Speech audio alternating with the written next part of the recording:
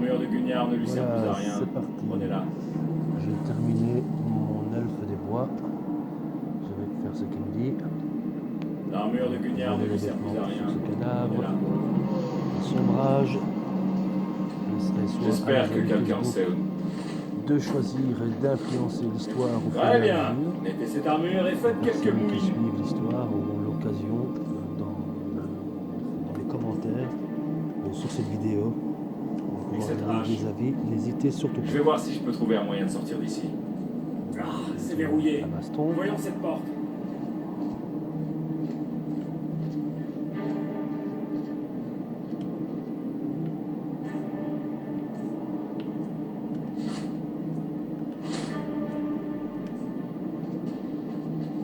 Bon sang, on ne pourra pas l'ouvrir de ce côté. C'est parti. Allez, vous Les arrêtez pas. impériaux, à couvert. Ce sont les fugitifs.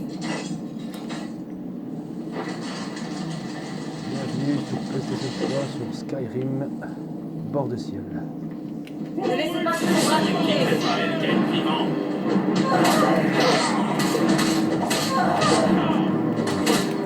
Nous sommes vaincus. Replions-nous.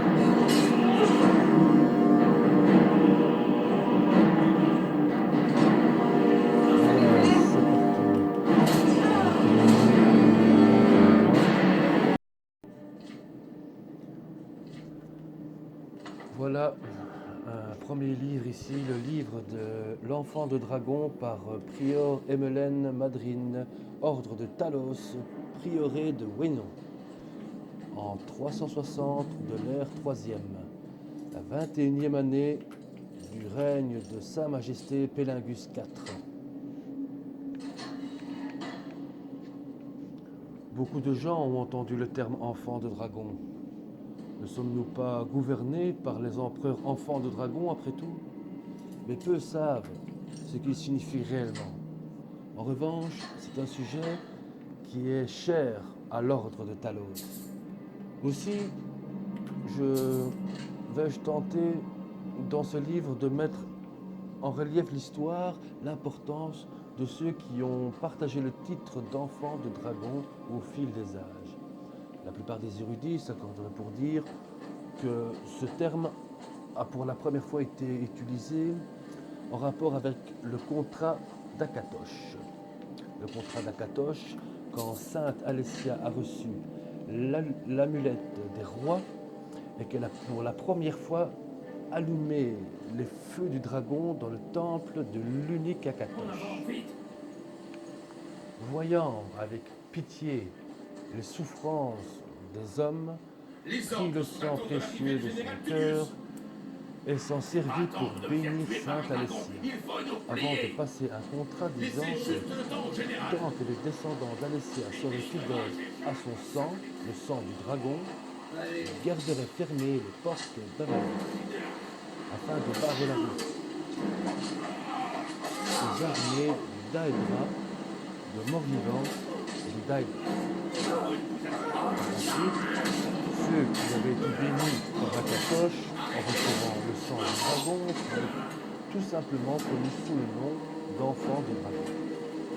Le lien avec les dirigeants de l'Empire existe donc depuis le premier jour. En effet, seuls ceux dont le sang de dragon coulait dans leurs veines pouvaient porter l'amulette des rois et allumer le feu du dragon.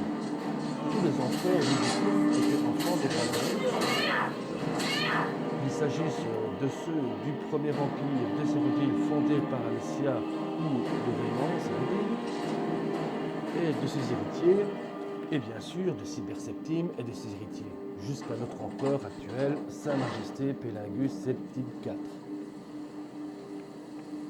En raison de ce lieu avec les empereurs, toutefois, l'autre fait marquant lié aux enfants de dragon a fini par être oublié par tous, sauf les plus grands érudits et ceux qui, comme moi, ont voué leur existence au service du grand Talos, qui était Cyberseptime.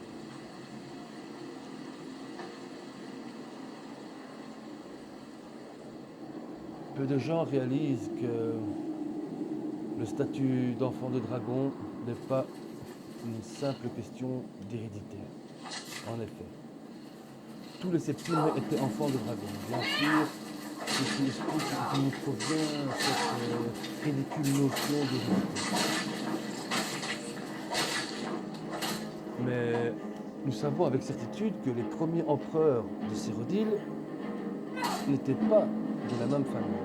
Rien ne prouve non plus que Réman-Cyrodiil était le descendant d'Alessia, même si de nombreuses légendes le prétendent, mais la plupart d'entre elles remontent à l'époque de Réman-Cyrodiil et sans doute sont-elles été créées de toutes pièces afin de légitimer son règne.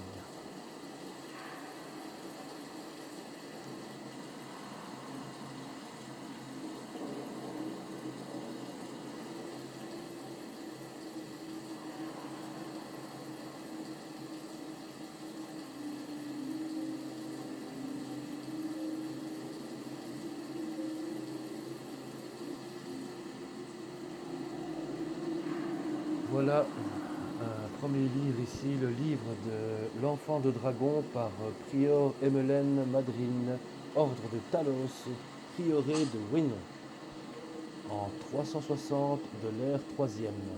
21e année du règne de Sa Majesté Pélingus IV.